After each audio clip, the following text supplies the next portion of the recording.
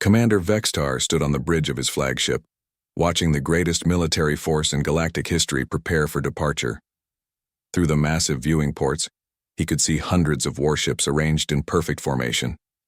Each vessel represented the pinnacle of Confederation military technology. The sight filled him with pride and confidence. 300 ships armed with planet-cracking weapons. Enough firepower to destroy a dozen worlds like Earth? Against one primitive civilization, it was almost unfair. Almost. "All ships report ready for departure, Commander," announced his navigation officer, a crystalline being whose body sparkled with internal light. "The fleet awaits your orders." Vextar nodded with satisfaction. The timing was perfect. His academy course had prepared the officers well. Every ship captain understood their role in the extermination operation. The humans would be eliminated efficiently and completely. "Begin final departure sequence," he commanded. "All ships prepare for hyperspace jump."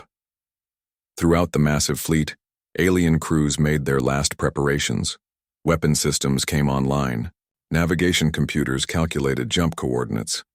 Communication arrays synchronized for fleet-wide coordination. None of them noticed the subtle problems beginning to develop in their systems. Aboard the dreadnought Eternal Victory, Kim Sora watched her sabotage work begin to take effect. The fusion reactor continued operating normally, but deep within its control circuits, damaged pathways were starting to show strain. The ship's computer systems registered everything as normal. The cascade failure was still hours away from becoming obvious. Sora moved through the engine compartments, performing her usual maintenance duties. The alien crew ignored her completely. To them, she was just another primitive slave doing work beneath their notice. They had no idea that their main power system was quietly destroying itself. In the weapons bay of battlecruiser Iron Fist, Lim Do-hyun made his final adjustments to the antimatter storage containers. The aliens trusted him to clean the containment units because maintenance work was too simple for advanced beings to worry about. They never suspected that he understood explosive chemistry better than their own weapons specialists. For months, Do-hyun had been introducing microscopic impurities into the antimatter storage systems. Nothing that would cause immediate explosion. But when the weapons fired during combat, the contaminated antimatter would produce irregular energy outputs. Some shots would be weaker than expected. Others might overload the weapon systems entirely. A few might even cause feedback explosions that would damage the ships firing them. In the navigation center of the flagship Galactic Dominion, Choi-hyun made his final adjustments to the stellar mapping databases. The errors he had introduced were incredibly subtle. Each navigation calculation would be off by tiny fractions of a degree. For short-range travel, the mistakes would be meaningless. But hyperspace jumps across hundreds of light years would magnify those small errors into major problems. Instead of arriving at Earth in tight formation, the fleet would be scattered across a vast area of space. Hyun continued cleaning the navigation equipment while alien officers worked around him. They discussed jump coordinates and timing schedules as if he was not there. To them, he was invisible. That invisibility was about to become their greatest weakness. Similar preparations were happening throughout the fleet. Yoon Ji-won had programmed cascade failures into power distribution networks. Song Yunbi had inserted coordination delays into communication systems. Han Minji had altered the fuel mixture ratios that would cause engine problems during extended operations. Each sabotage operation looked like routine maintenance work. Each human appeared to be doing exactly what their alien masters expected. But beneath the surface, hundreds of skilled professionals were systematically undermining the most powerful military force in the galaxy. The departure countdown reached its final stages. Ship after ship reported ready for hyperspace transit. Commander Vextar felt the satisfaction of a plan coming together perfectly.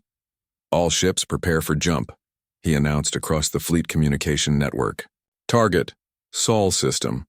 Objective, complete human extermination. Execute in 10 seconds. The massive ships began to glow with hyperspace energy.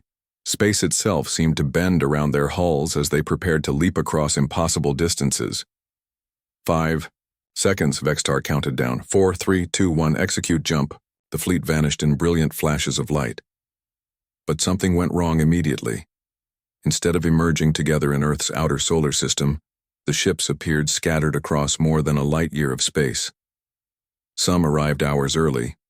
Others were delayed by entire days. Several missed their target coordinates completely and had to recalculate their position. Commander Vextar found himself alone in empty space, with only a dozen other ships visible in the distance. His communications officer struggled to contact the rest of the fleet. "Sir, we are receiving scattered reports from other ships," the officer announced with confusion in his voice. "Many vessels are reporting navigation errors. They are arriving far from the planned coordinates." Vextar felt his first moment of uncertainty. Navigation errors were rare in Confederation fleets. Their stellar mapping was the most accurate in the galaxy. How could so many ships miss their target? "Order all ships to recalculate their positions and proceed to Earth immediately," he commanded. "We will reform the fleet in the target system." But the problems were just beginning. As ships throughout the scattered fleet attempted to regroup, other sabotage operations started revealing themselves. Vessels that had traveled for hours through hyperspace were discovering systems failures that made no sense. "Sir," reported the engineering officer aboard Vextar's flagship, "we are detecting power fluctuations in the main distribution grid. The patterns do not match any known failure modes. Run complete diagnostics," Vextar ordered. "I want to know what is causing these anomalies." Similar reports came in from ships throughout the fleet. Weapon systems showing contamination readings, communication arrays producing static and delays, navigation computers giving conflicting information about their positions. On every ship, alien officers struggled to understand what was happening to their perfectly maintained equipment. They ran diagnostic programs and called for technical specialists. Nothing made sense. The humans working among them continued their duties quietly. They cleaned equipment, performed maintenance tasks, and stayed invisible while their sabotage work revealed itself. Aboard the cruiser, Stellar Hammer, Park Min-jae watched alien technicians puzzle over power system failures he had programmed months earlier.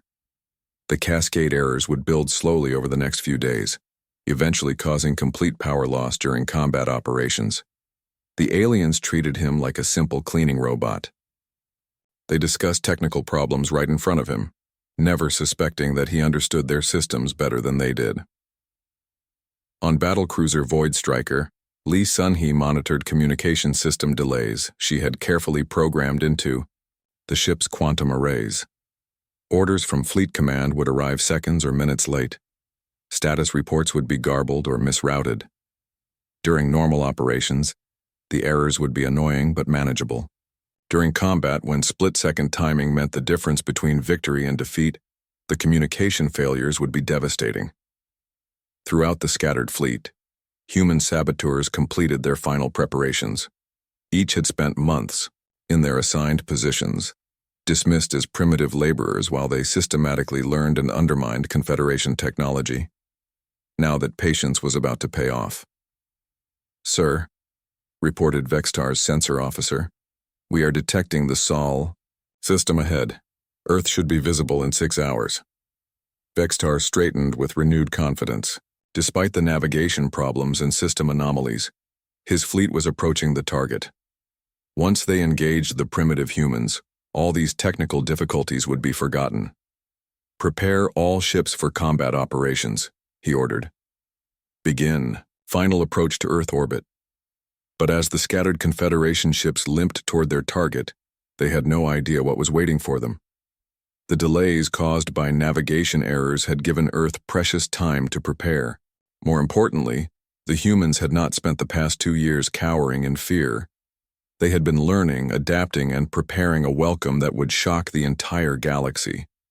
The aliens were about to discover that underestimating human ingenuity was a mistake that could cost them everything. The news from the horizon spread across Earth like wildfire. Within hours of Captain Lee Donghae's transmission, every government leader, military commander, and scientist on the planet knew the truth. Humanity was not alone in the universe. and their new neighbors had opinions about how humans should live. President Kim So-hee called an emergency meeting of the United Earth Nations in Geneva. Representatives from every nation gathered in the Great Hall, their faces showing mixtures of excitement and worry. The discovery of alien life should have been a moment of celebration, but the Villani ultimatum cast a shadow over everything. 3 months, President Kim announced to the Assembly. That is how long we have to decide whether humanity will abandon the weapons that have protected us for centuries. Fleet Admiral Choi Hyun-woo stood up from his seat. He was a veteran of the Mars colonial wars and understood military matters better than most politicians. His weathered face showed deep concern as he addressed the Assembly.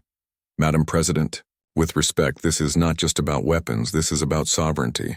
These aliens are telling us how to defend ourselves before they even know what threats we might face. Defense Minister Park Sang-woo disagreed. Admiral, they are offering us membership in a community of over 200 advanced species. Think of the technology, the knowledge, the opportunities for trade and exploration. Surely we can adapt our military to their standards. The debate continued for hours. Some representatives argued that humanity should embrace this chance to join galactic civilization. Others worried about giving up their independence to aliens they had just met. The arguments grew heated as the implications became clear. Dr. Jang Yoonji, head of the Theoretical Physics Division at Seoul National University, requested permission to speak. She had spent the past week analyzing every piece of data from the Horizon's encounter with the Villani. I have studied the alien energy weapon demonstration, Dr. Jang announced. While their technology is impressive, it has significant limitations that I believe they have not considered. She activated a holographic display showing the plasma weapon in action. Energy weapons suffer from atmospheric dispersion. They lose power and accuracy when fired through air or other gases. They also require massive power sources and sophisticated cooling systems. Most importantly, they can be countered with reflective materials or electromagnetic field generators. Fleet Admiral Choi leaned forward with interest. What are you suggesting, Doctor? I am suggesting that the aliens may have evolved past kinetic weapons too quickly. They seem to have forgotten why those weapons were effective in the first place. Kinetic projectiles work in any environment. They do not require power sources once fired. They cannot be reflected or dispersed. They follow simple physics that cannot be countered with technology. The Assembly fell silent as they considered. Her words, President Kim spoke carefully. Are you saying our weapons might actually be superior to theirs? Not superior, Dr. Jang replied. Different. They solve different problems. But the aliens seem to believe that newer always means better. This may be a dangerous assumption on their part. While the politicians debated, another group of humans worked in secret. Deep beneath the Colorado mountains, weapons engineer Nam Ji-woo led a classified project that had begun the moment the Horizon returned to Earth. Nam's team had recovered small fragments of Villani crystal material from the meeting room where the aliens had demonstrated their weapons. These fragments contained unknown elements and showed properties that defied conventional physics. The crystal structure is unlike anything we have seen, Nam explained to his research team. It seems to amplify certain types of energy while remaining completely inert to kinetic force. Dr. Oh Jin-woo, the team's materials scientist, made an exciting discovery. If we incorporate these crystal fragments into conventional ammunition, we might create projectiles that can pierce energy shields. The crystals should pass right through their defensive barriers. The secret weapons project worked around the clock. They tested different combinations of human technology and alien materials. The results exceeded their wildest expectations. The new ammunition could penetrate any energy barrier they could simulate. Meanwhile, intelligence analyst Lee Yura studied every piece of information about the Galactic Council that the Villani had shared. What she discovered worried her greatly. The Council is not as peaceful as they claim, she reported to President Kim in a private meeting. Looking at their territorial maps and species distribution, I can identify at least 12 civilizations that seem to have disappeared over the past 1,000 years. Either these species died out naturally or they were absorbed into the Council. President Kim studied the data. What do you think happened to them? I think they were given the same choice we face now, join the Council and abandon their unique technologies or face the consequences. Those who refused probably became extinct. The 3-month deadline approached quickly. President Kim met with her advisors to make the final decision. The debate had raged across Earth, dividing families, nations, and political parties. Some wanted to embrace the galactic community at any cost. Others refused to surrender human independence. "We have developed contingency plans," Fleet Admiral Choi reported. "If we refuse the Volani offer, we must be prepared for conflict. Our analysis suggests they will not simply leave us alone." Dr. Zhang presented her final assessment. "The alien weapons are powerful but predictable. Their entire military doctrine seems based on energy weapon dueling at medium ranges.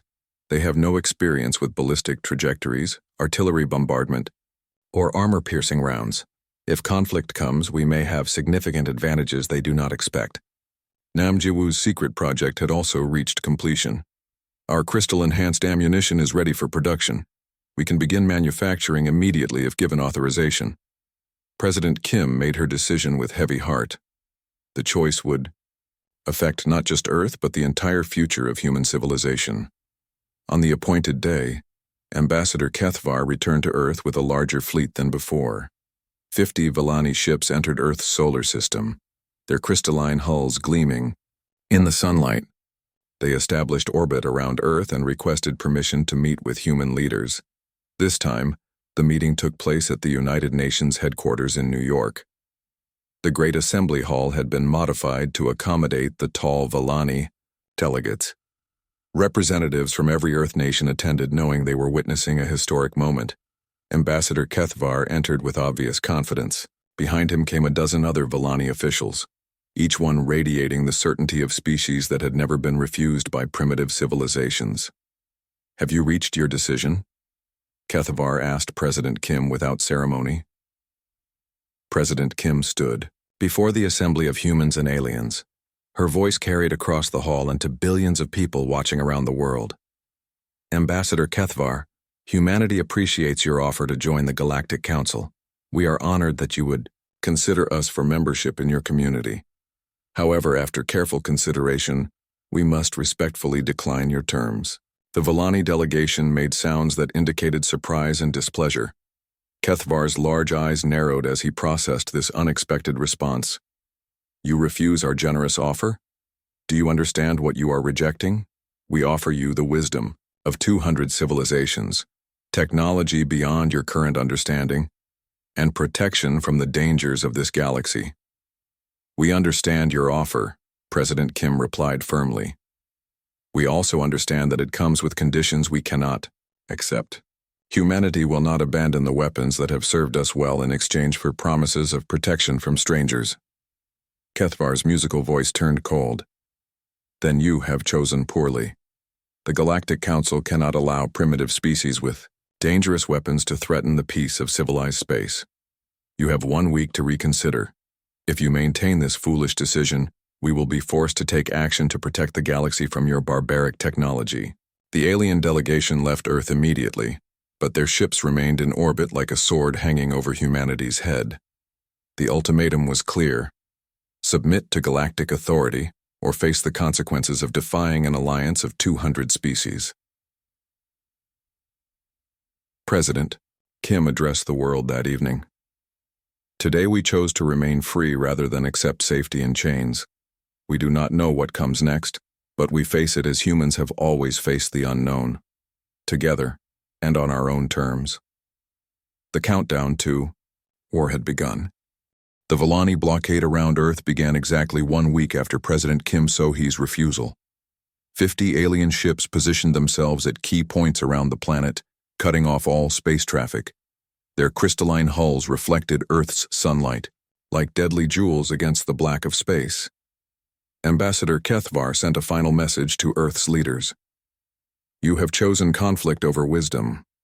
The Galactic Council regrets this necessity, but primitive species with dangerous weapons cannot be allowed to threaten civilized space. Surrender now, and we will be merciful in your transition to proper galactic citizenship."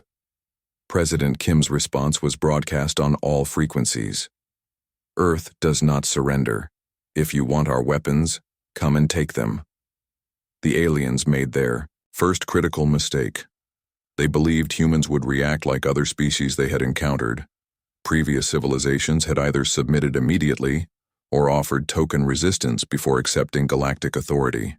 The Villani expected a few desperate attacks followed by quick surrender when Earth realized the hopelessness of their situation. Instead, humanity did something the aliens had never experienced. They went to total war. Commander An Seungmin stood in the command center of Luna Base, humanity's primary military installation on the moon. Around him, hundreds of officers coordinated the largest military operation in human history.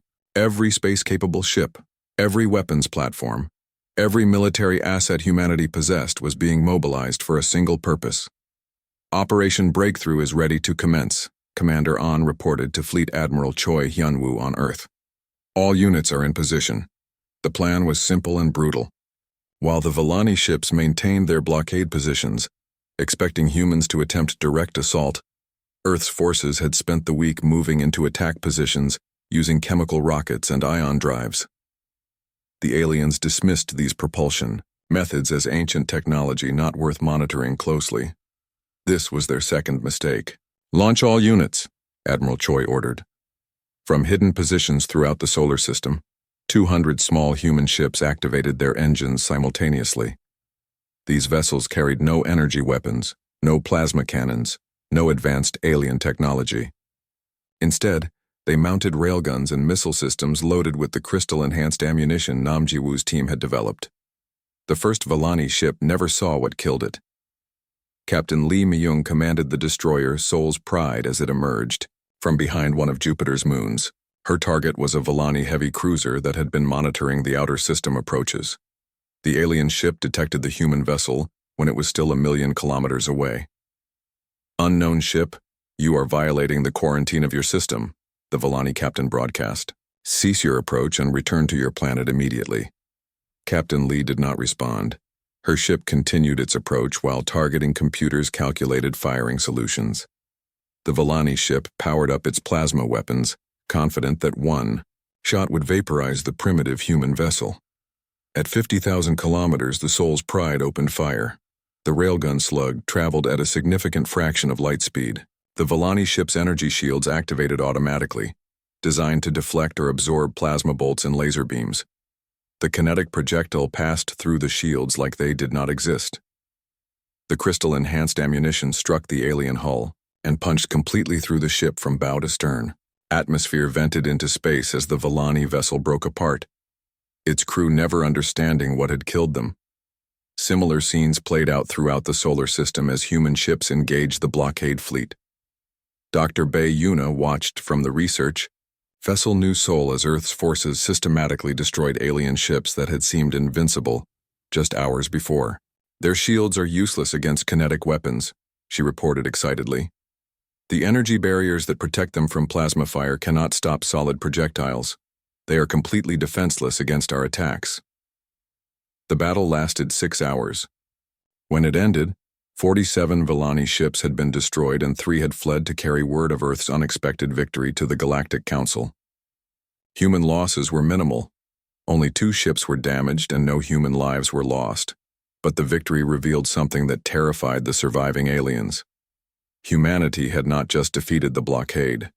They had demonstrated a type of warfare the galactic community had forgotten existed. During the battle, Dr. Bae made another crucial discovery about alien military thinking. She monitored Villani communications and found they had no concept of artillery, no understanding of ballistic trajectories, and no experience with weapons that could kill from beyond visual range. "They fight like ancient knights in individual combat," she explained in her report to Earth Command. "Their entire military doctrine is based on ship-to-ship dueling with energy weapons at medium range. They have no tactics for dealing with long-range kinetic bombardment." To prove her point, Dr. Bae's ship demonstrated something that sent the remaining Villani vessels fleeing in panic. Using Earth's orbital bombardment satellites, her team showed the aliens what tungsten rods dropped from orbit could do to a planetary surface. The demonstration targeted an uninhabited asteroid.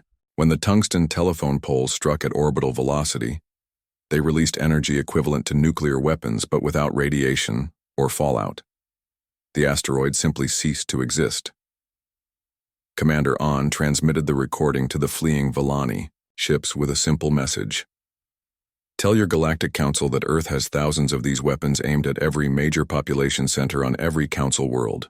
We know where your planets are. You have shown us your ship routes. If you attack us again, your civilizations will not survive the response. The psychological impact was immediate.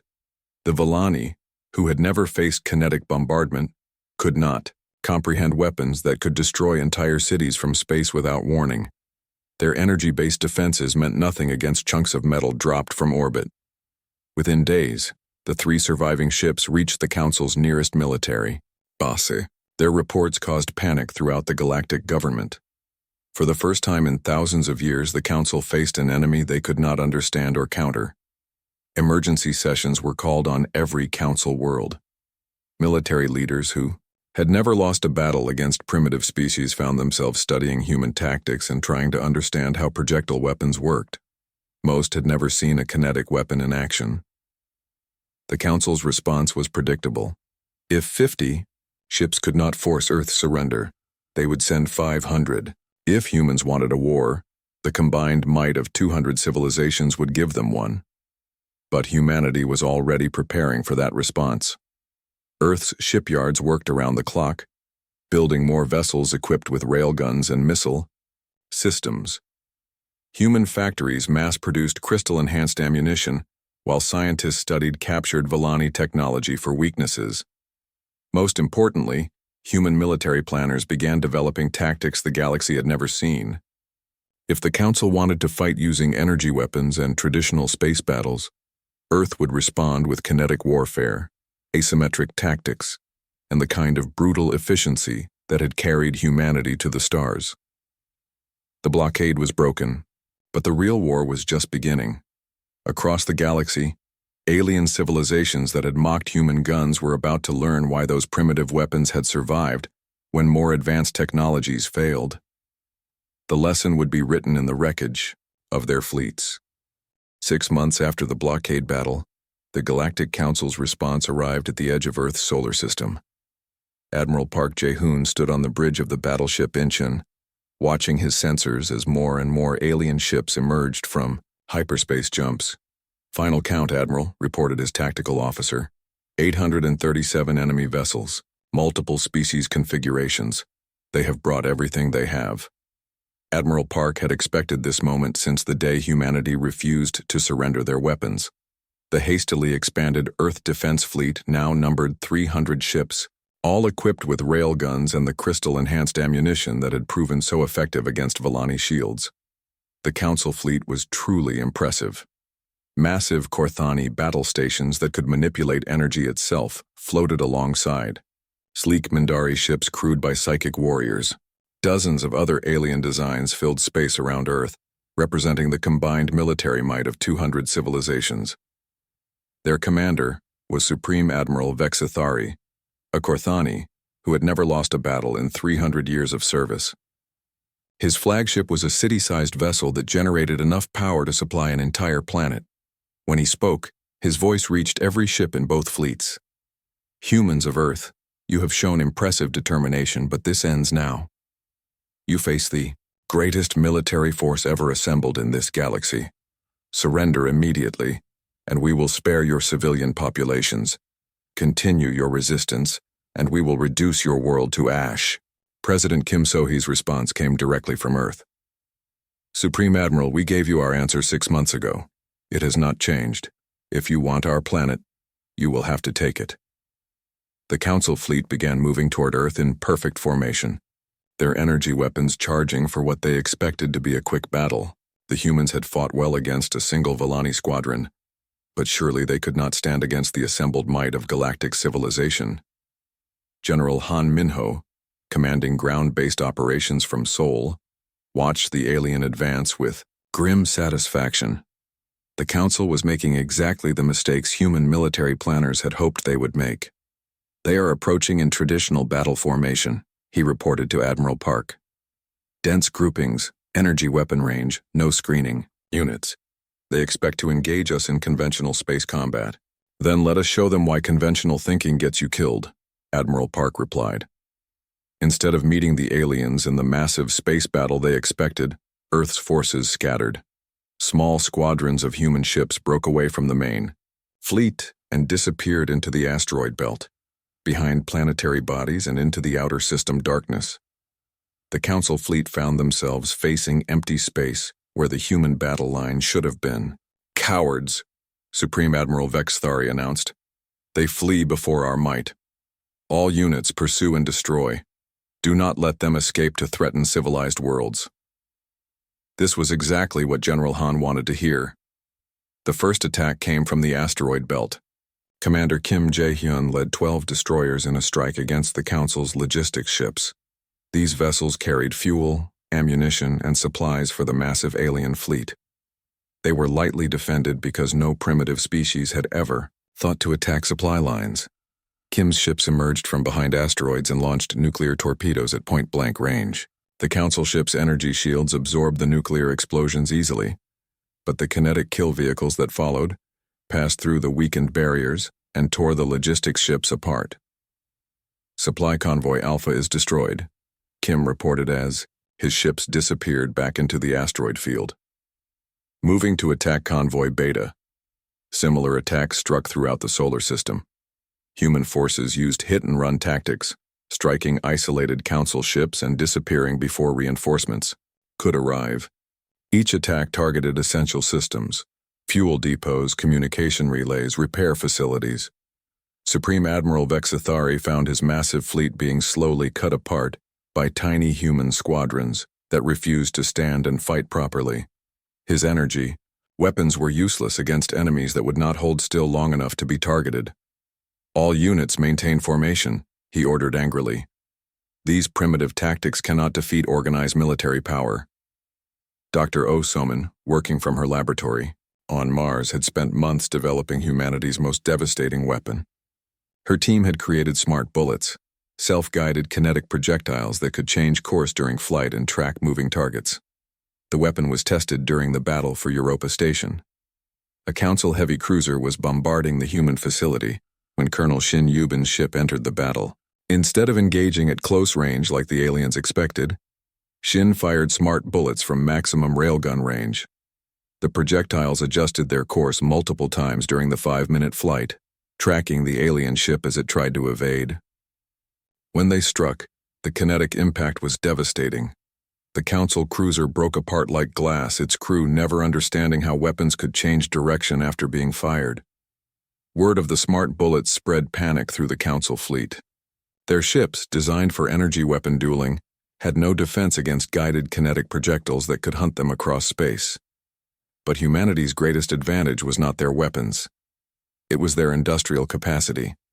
While the Council had sent their existing fleets to Earth, assuming the battle would be quick, humans had converted their entire civilization to war production. Every factory, every automated system, every mining operation was producing weapons and ammunition. The crystal-enhanced rounds that had been experimental 6 months earlier were now being manufactured by the millions. Human ships could reload and rearm at hidden bases throughout the solar system, while Council vessels had to conserve their energy weapon charges. 3 weeks into the battle, Supreme Admiral Vexthari realized he was losing a war he had expected to win in hours. His fleet had been reduced to 600 ships, while human forces seemed to grow stronger every day. The turning point came when human forces demonstrated their ultimate weapon. Captain Lee Hyun-suk commanded a squadron of modified cargo ships that had been converted into mass drivers. These vessels could accelerate tungsten rods to incredible velocities and launch them at targets anywhere in the solar system. When a Council staging area was established on one of Jupiter's moons, Captain Lee's squadron turned the entire moon base into a crater field within minutes.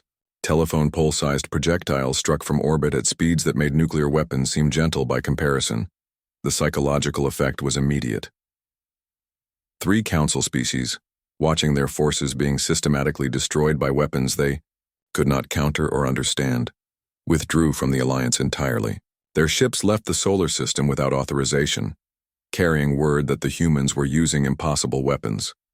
They rained death from the sky without warning, one fleeing captain reported. Our shields mean nothing. Our weapons cannot touch them. They fight like the ancient demons from our mythology. Supreme Admiral Vexithari found himself commanding a fleet that was falling apart from fear and confusion. His species had dominated galactic warfare for millennia, using energy manipulation and superior technology. But humans fought with simple physics and brutal mathematics that could not be countered with advanced science. When Colonel Shin Yubin's forces used asteroid-based mass drivers to bombard another council position, destroying an entire fleet formation, in seconds Vexithari finally understood the truth. Humanity had not just refused to abandon primitive weapons, they had perfected them. The council fleet began a fighting retreat toward the edge of the solar system. They had come to force Earth's surrender and found themselves barely surviving against an enemy that fought wars differently than any civilized species. As the battered alien fleet limped away from Earth, General Han addressed the planet. The immediate threat has passed, but this war is far from over. The Council will return with different tactics and more ships. We must be ready. What the Council did not yet realize was that humanity had no intention of waiting for their return. Earth's forces were already planning operations beyond the solar system.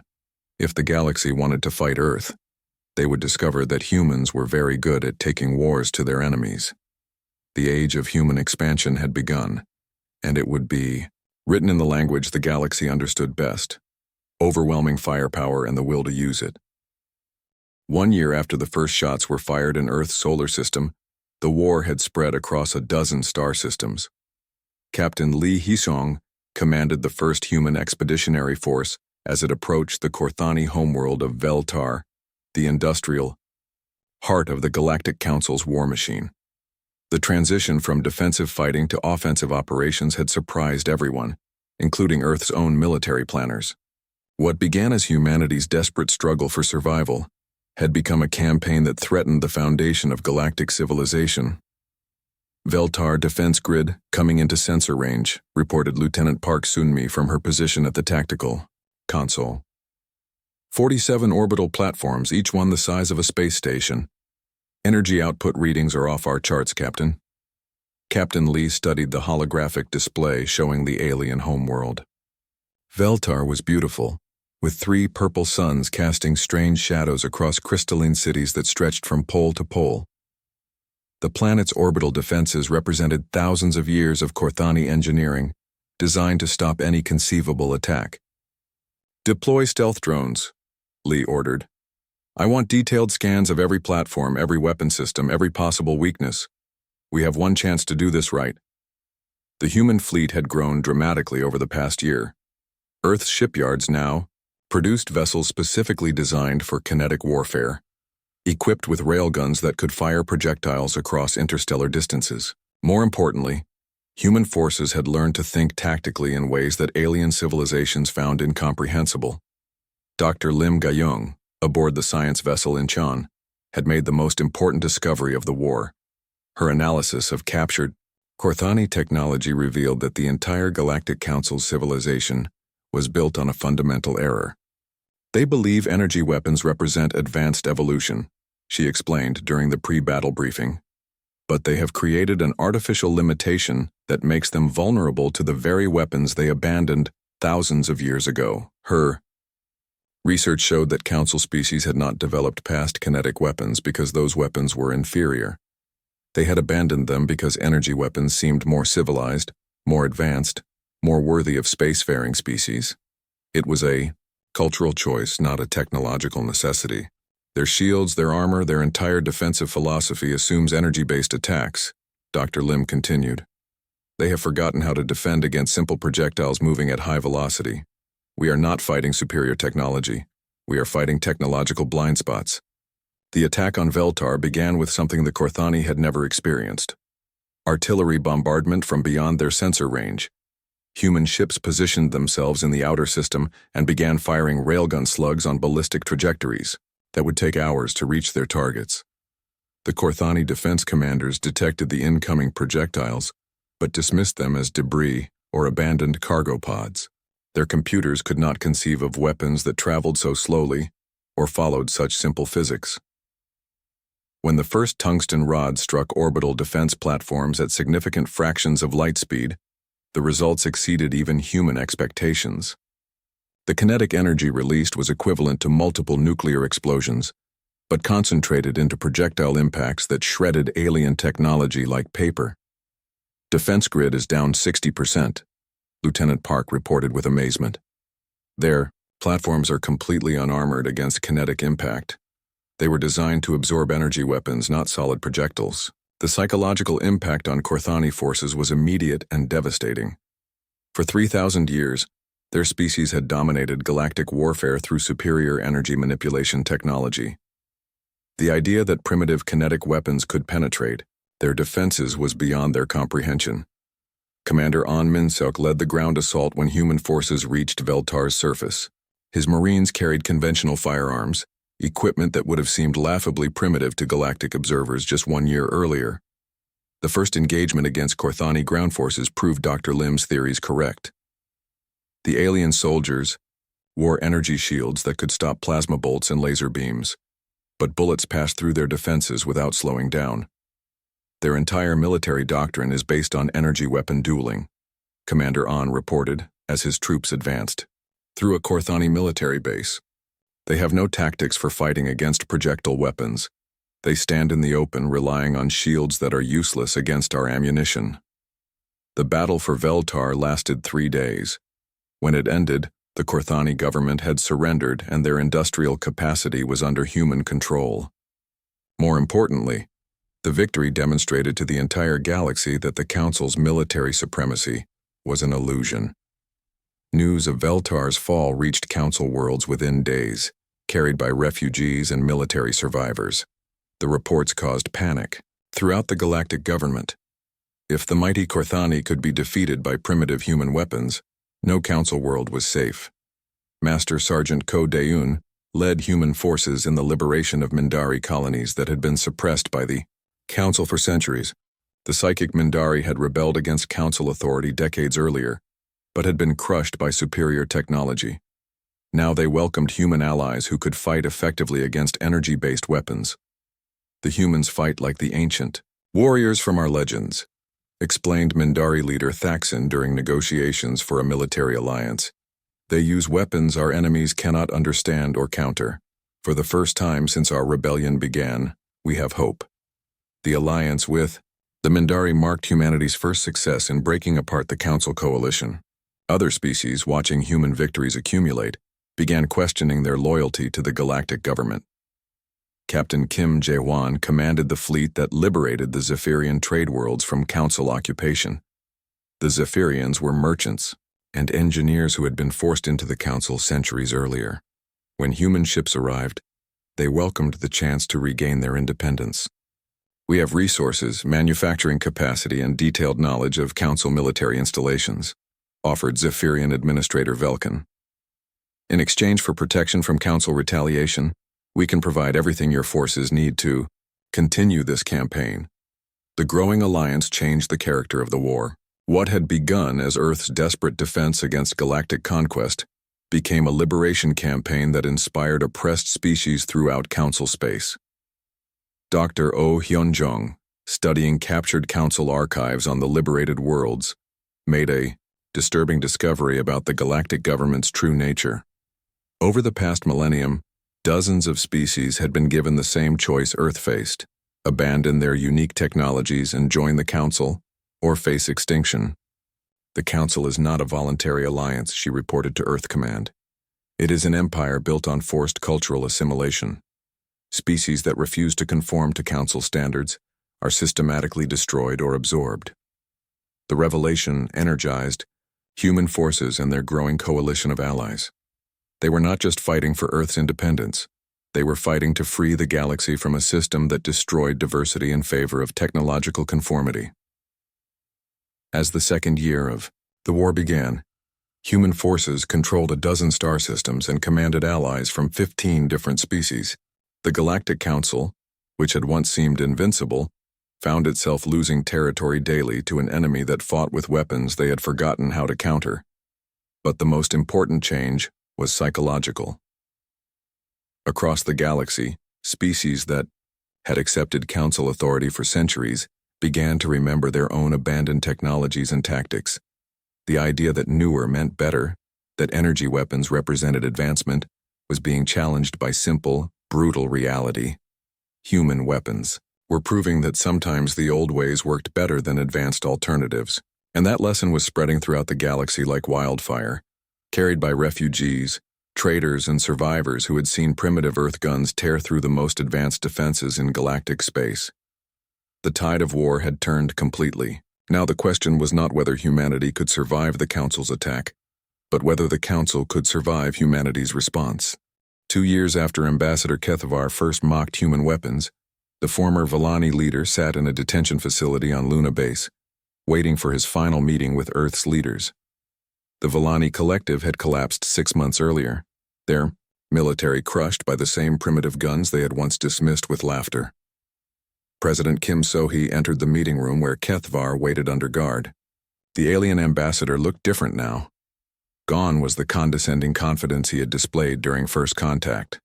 His translucent skin showed patterns of stress and defeat that even humans could recognize.